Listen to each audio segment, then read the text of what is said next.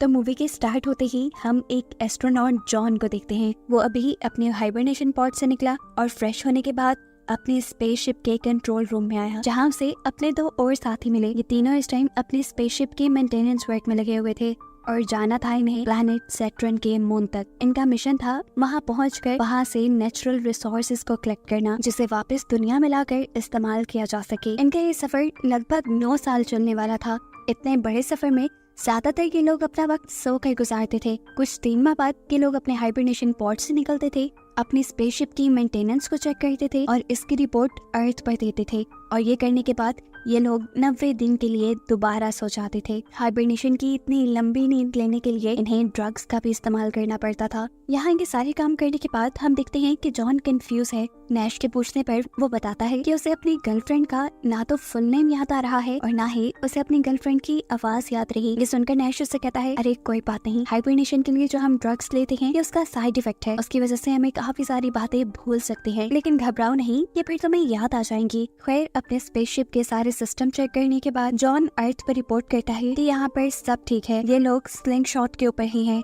यानी उस रास्ते के ऊपर ही हैं जिस पे चलते हुए ये लोग सैटर्न के मून तक पहुंच जाएंगे। अपनी रिपोर्ट देने के बाद इन लोगों को दोबारा सोना था और सोने से पहले जॉन याद करता है कि वो और उसकी गर्लफ्रेंड जोई आखिर पहली मरतबा मिले कब थे और किस तरह मिले थे। जोई उसकी ऑफिस कलीग और उसकी मिशन ट्रेनर थी। ये सब याद करते हुए आखिर उसे जोई का पूरा नाम भी याद आ जाता है, जिसके बाद वो दोबारा अपने हाइबरनेशन पॉड में सो जाता है। अब ये लोग जब अगली मरतबा अपने हाइबरनेशन से उठे तो इस टाइम जॉन सबसे पहले उठा था। ज्यादा सोने की वजह से उसे चक्कर भी आ रहे थे। अपने आप को स्टेबल करने के लिए वो यहीं करीब ही बैठ गया। अचानक उनकी स्पेसशिप को एक जोरदार झटका लगा और जॉन ने ऊपर देखा तो एक सीलिंग के स्क्रू निकल रहे थे। ऐसे सीलिंग पैनल निकलकर उसके सर पे लग जाता है और वो वहीं बेहोश। उसके दोनों साथी जब हाइबरनेशन से निकलते हैं तो उसे बेहोश पाते हैं। उन्होंने ऊपर सीलिंग का टूटा हुआ पैनल भी देख लिया था। ये सब कैसे हुआ था ये जानने के लिए ये लोग कंट्रोल रूम में जाकर सीसीटीवी कैमरास की फुटेजेस चेक करते हैं और तब उन्हें मालूम होता है कि इनकी स्पेसशिप को एक बहुत बड़ा झटका मिला था, जिसकी वजह से स्पेसशिप के काफी सारे इंटरनल पार्ट्स डैमेज हो गए हैं। शिप किस हद तक डैमेज हुई थी ये पता चलाने के लिए जब ये लोग शिप के कंप्यूटर को ऑन करते हैं तो कंप्यूटर इन्हें शिप में किसी डैमेज का पता नहीं दे रहा था। और ये चीज जानकर नैश बहुत ज्यादा पैरानॉइड हो गया, घबरा गया, क्योंकि उसे लगा कि शिप का कंप्यूटर उन्हें काफी सारी चीजों के बारे में नहीं बता रहा और ऐसे किसी भी मुश्किल वक्त में उनकी जान खतरे में पड़ सकती है। अब नैश का मानना था कि ये शिप आगे सफर करने की काबिल नहीं रही और अगर ये लोग स्लिंग शॉट को कंटिन्यू करते हुए सैटर्न के मून तक पहुंचने की कोशिश करते भी हैं तो रास्ते में ही ये लोग मारे जाएंगे। जॉन के होश आने पर नैश ये बात जॉन को भी बताता है कि अब उनकी शिप आगे सफर करने के काबिल नहीं रही। उनकी शिप में कुछ बहुत बड़े फॉल्ट्स हैं, ऐसे में ये सफर कंटिन्यू करते हैं तो ये मारे जाएंगे। उसने ये चीज अपने कैप्टन फ्रैंक से भी डिस्कस की थी, लेकिन फ्रैंक ने वापस अर्थ पे जाने से मना कर दिया। वो जॉन से कहता है, तुम यकीन मानो मेरा, हमारी जान खतरे में है। हमारे पास एक ही रास्ता है, वो बस ये कि हम नेक्स्ट हाइबरनेशन में कैप्टन से 12 घंटे पहले उठ जाएंगे और शिप को रीप्रोग्राम करके स्लिंग शॉट अर्थ की तरफ कर देंगे। जॉन नैश की बात मानने को तैयार हो जाता है, लेकिन सिर्फ इस शर्त पर कि वो पहले खुद हर चीज की जांच करेगा और अगर उसके कहे के मुताबिक सचमुच इस शिप के अंदर कुछ गड़बड़ है तो ही बस वो नैश की मदद करेगा। अब प्लान के मुताबिक अगली मरतबा ये लोग 12 घंटे पहले उठ जाते हैं। नैश की हालत इस टाइम शदीद खराब थी। वो बहुत ज्यादा पैनिक हुआ था क्योंकि उसे लग रहा था कि शिप का सिस्टम अब काम नहीं कर रहा और ये लोग जल्द ही मर जाएंगे। लेकिन यहाँ पर जॉन उसे काम डाउन करता है और फिर शिप के सारे सिस्टम को खुद चेक करता है। उसके मुताबिक शिप में कोई ऐसा मसला नहीं था जिसकी वजह से ये अपने मिशन को दरमियान में छोड़ देते। अभी ये दोनों ये बातें ही कर रहे थे कि अचानक उनके पीछे कैप्टन फ्रैंक भी आ गए, जिन्हें देखकर कि दोनों घबरा गए क्योंकि उनके जागने में अभी काफी वक्त था। कैप्टन फ्रैंक तब इन्हें बताते हैं कि पिछली मर्तबा किचन में बैठकर जब ये लोग बातें कर रहे थे तो उनकी सारी बातें कैप्टन फ्रैंक ने सुन ली थी और इन्हीं की तरह उन्होंने भी अपना हाइबरनेशन पॉड से निकलने का टाइम 12 घंटे पहले का ही सेट कर लिया था। अब फ्रैंक जॉन को बताते हैं कि शिप में ऐसा कोई मसला नहीं है जिसकी वजह से उन्हें ये मिशन अबॉर्ट करना पड़े। जॉन भी उनकी हाँ में हाँ मिलाता है। यहाँ फ्रैंक उससे प्रॉमिस करते हैं अगर मिशन में कोई भी प्रॉब्लम हुई तो मैं खुद इस स्पेसशिप को दोबारा अर्थ की तरफ मोड़ूंगा। वो लोग ये बात कर रहे थे, दूसरी तरफ हम देखते हैं कि नैश की हालत बिगड़ चुकी है। वो पैनिक कर रहा है क्योंकि उसे लग रहा है कि अगर वो लोग अपने मिशन को कंटिन्यू रखते हैं तो जल्द ही वो मर जाएंगे। उन्हें फौरन अर्थ पे वापस चले जाना चाहिए। उसकी ऐसी हालत तो फ्रैंक आकर जबरदस्ती बुरी तरीके से कंट्रोल करता है और जबकि अब थोड़ी देर बाद हम देखते हैं कि जॉन की भी हालत बिगड़ने लगी थी। उसे भी अब ऐसे हेलुसिनेशंस हो रहे थे कि जैसे उसकी गर्लफ्रेंड सोई इस स्पेसशिप में उसके साथ ही हो। हालांकि वो जानता था कि ये सब सच नहीं है। अब वो उस सीलिंग पैनल के नीचे से गुजरता है जिसकी वजह से वो पहले बेहोश हुआ था। उस सीलिंग पैनल को उसके एक साथी ने जोड़ दिया था। नैश की बातों को सोचते हुए वो इस सीलिंग पैनल को खोलता है और चेक करने के लिए जाता है कि आखिर खराबी हुई भी थी या नहीं। अंदर जाने पे उसने देखा कि काफी सारी तारें स्पार्क कर रही थी। इससे पहले कि वो कुछ कर पाता, इस स्पार्क की वजह से वहाँ एक बहुत बड़ा डैमेज हो जाता है और स्पेसशिप बाहर की तरफ से टूट जाती है। अंदर की ग्रेविटी अब यहाँ वर्क नहीं कर रही थी। बाहर से आने वाला प्रेशर तेजी से जॉन को अपनी तरफ खींच रहा था, लेकिन जॉन यहाँ स्पेसशिप के कुछ पार्ट्स पकड़कर अपने आप को स्पेसशिप के अंदर रखने की कोशिश में था, लेकिन जल्द ही वो अपने आप को बचाने में नाकाम रहा और एकदम से स्पेसशिप के बाहर स्पेस में गिर गया। उसके बाहर गिरते ही यहाँ असल में जॉन को होश आता है और हमें मालूम होता है कि ये सब जो अभी हमने देखा वो सिर्फ जॉन की हेलुसिनेशंस थी। ये लोग अब अपने हाइबरनेशन पॉड के अंदर वापस चले जाते हैं। जब अगली बार ये लोग उठे तो इन्हें मालूम हुआ कि इनके मिशन का पीक टाइम आ चुका है। इन्हें अब अपना स्लिंग शॉट चेंज करना था, यानी जिस ऑर्बिट जिस पाथ के ऊपर ये लोग सफर कर रहे थे इन्हें वो चेंज करना था।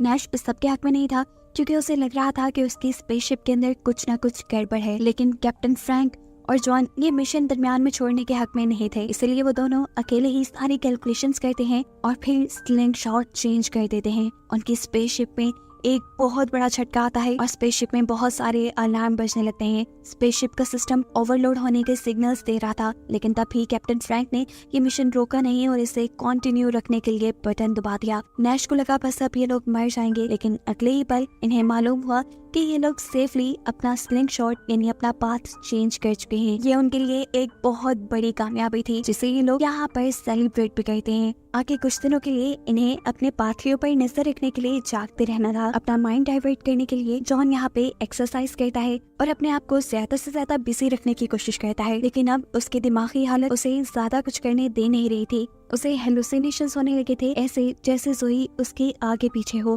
तब कैप्टन फ्रैंक उसे यकीन दिलाते हैं कि जोई यहाँ स्पेसशिप के अंदर नहीं है। दूसरी तरफ एक खाली जगह के अंदर हम नैश को देखते हैं जिसकी हालत अब बिगड़ती जा रही थी।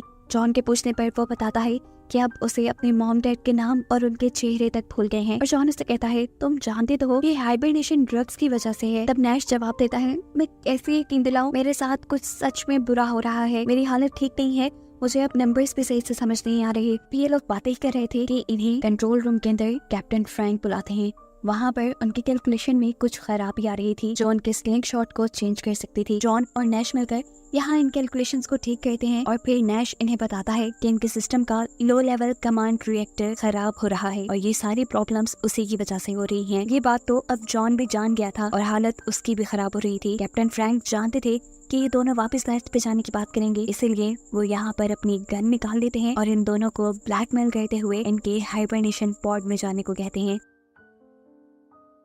जॉन तो उनकी बात मानते हुए हाइबरनेशन पॉड में चला जाता है, लेकिन जाने से पहले उसने देखा कि फ्रैंक नैश को टॉर्चर कर रहा था। फ्रैंक ने नैश के सर के ऊपर एक गन से हमला किया और वो आकर जॉन के हाइबरनेशन पॉड के ऊपर गिरा। इसके बाद क्या हुआ वो जॉन नहीं देख पाया क्योंकि वो सो गया था। अगले मर्तबा जब जॉन हाइबरनेशन पॉड से उठा तो उसे यहाँ कोई नजर नहीं आया। एकदम से उसके पीछे कैप्टन फ्रैंक आ गए जिनसे उसने नैश के बारे में पूछा तो फ्रैंक ने बताया कि नैश बहुत ज्यादा अनस्टेबल हो गया था, इसीलिए मुझे जबरदस्ती उसे हाइबरनेशन पॉड के अंदर कैद करना पड़ा है। ये बात करके जॉन अपने काम पे लग जाता है, यानी अपनी शिप के मेंटेनेंस वर्क में लग जाता है, जहाँ बैठकर उसने नोटिस किया कि उसका बाजू अजीब तरीके से नीला पड़ा था। शायद ये उसकी हाइबरनेशन ड्रग्स का असर था। एकदम से उसका बाजू काला होते होते आखिर फट जाता है और अजीब सी एलियन की तरह की शक्ल ले लेता है, जो देखकर जॉन खुद भी डर गया। लेकिन अगले ही लम्हे उसे पता चला कि ये भी सिर्फ उसकी हेलुसिनेशन थी। उसका बाजू बिल्कुल ठीक था। अब जॉन को बार बार पहले की तरह ही जोई के भी हेलुसिनेशंस आ रहे थे। वो जोई से बहुत प्यार करता था,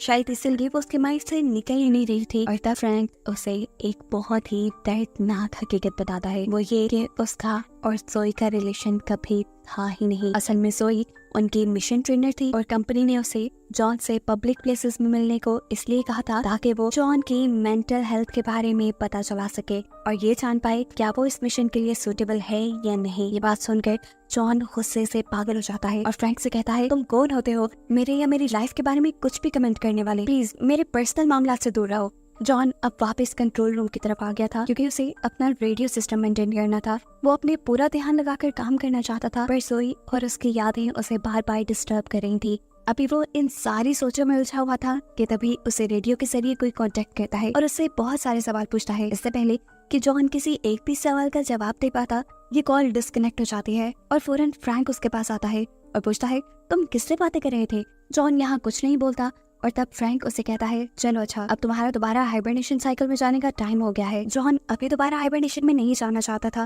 लेकिन वो ये भी जानता था कि कैप्टन फ्रैंक अपनी बात मनवाने के लिए किस हद तक जा सकते हैं। इसीलिए वो फ्रैंक को कंट्रोल रूम के अंदर ही बंद कर देता है और उससे कहता है, मैं तभी हाइबरनेशन पॉड में जाऊंगा जब तुम मुझे नैश से मिलवाओगे। तब फ्रैंक कहता है, पागल हो गए हो, मैं उसके हाइबरनेशन साइकिल को डिस्टर्ब नहीं कर सकता, ऐसे में कुछ भी गलत होने का खतरा है। तो मेरी बात मानो, अभी तुम जाकर सो जाओ, अगली मर्तबा जब तुम उठोगे तो मैं तुम्हें उससे मिलवा दूंगा। अभी हम दोनों के लिए यही बेहतर है कि जब तक हम सैटर्न के मुंह तक ना पहुंच जाएं, उसे ना ही जगाया जाए। यहाँ बातों में भला फुसला कर फ्रैंक जॉन से अपना दरवाजा खुलवा लेता है और फिर फौरन ही उसके ऊपर गन पॉइंट करके उसे जबरदस्ती हाइबरनेशन पॉड में जाने को कहता है। जॉन ने देखा था कि किस तरह जब नैश ने उसकी बात नहीं मानी थी तो फ्रैंक ने उसके ऊपर हमला कर दिया था। अब पहले से ही अपने आप को बचाने के लिए वो यहाँ फ्रैंक से ही लड़ने लग जाता है, उसके हाथ से उसका वेपन लेने के लिए। इन दोनों के दरमियान में अच्छी खासी लड़ाई शुरू हो जाती है और ये गन लेने के चक्कर में जॉन फ्रैंक का नाक तक तोड़ देता है, जिसकी वजह से वो बेहोश भी हो गया था। उसे अब पागलों की तरह हेलुसिनेशंस आ रहे थे, जोई के और डिफरेंट चीजों के। वो सब चीजों से ध्यान हटाकर दोबारा कंट्रोल रूम में जाता है और सीसीटीवी फुटेजेस के जरिए नैश को ढूंढने की कोशिश करता है।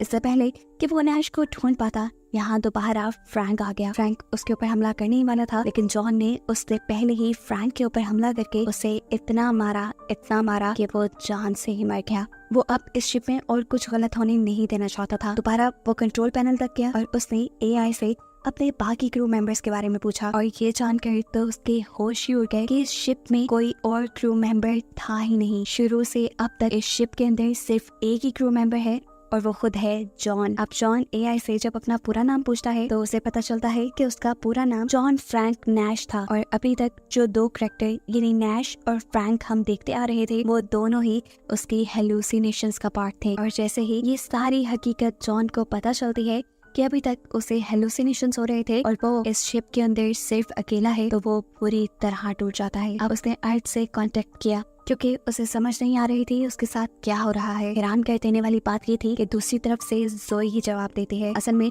उनके सिस्टम में कुछ प्रॉब्लम हो गई थी, जिसकी वजह से जॉन को हाइबरनेशन ड्रग एक मर्तबा ज्यादा दे दी गई और इसी की वजह से वो अब तक हेलुसिनेट कर रहा था। ये सारी बात जानने के बाद वो जोई से कहता है कि बस वो अब इस मिशन को और कंटिन्यू नहीं करना चाहता, वो अर्थ पे वापस आना चाहता है। और तब एक और शॉकिंग ट्विस्ट उसे ये पता चलता है कि वो अभी तक किसी स्पेसशिप के अंदर था ही नहीं और ना ही वो कोई स्पेस ट्रेवल कर रहा था। उसे स्पेस ट्रेवल की ट्रेनिंग देने के लिए एक फैसिलिटी के अंदर रखा गया था जो बिल्कुल एक स्पेसशिप जैसी थी। इस फैसिलिटी के इस खास कंपार्टमेंट को, जो कि बिल्कुल स्पेसशिप की तरह बनाया गया था, उसे जमीन के तकरीबन 1000 फीट अंदर की तरफ बनाया गया था ताकि हाइबरनेशन ड्रग और हाइबरनेशन के सारे इफेक्ट्स अच्छी तरह पता चल पाए। जॉन इन सब चीजों को लेकर बुरी तरह कंफ्यूज था। वो जोई से बताता है कि वो स्पेस में इस टाइम जुपिटर को देख पा रहा है, उसके सामने स्लिंग शॉट है। तो यहाँ जोई उसे बताती है कि ये सब भी जो उसे नजर आ रहा है वो उसकी हेलुसिनेशन का ही एक पार्ट है। इन्हीं की बातों से हमें पता चलता है जो एक मरतबा पहले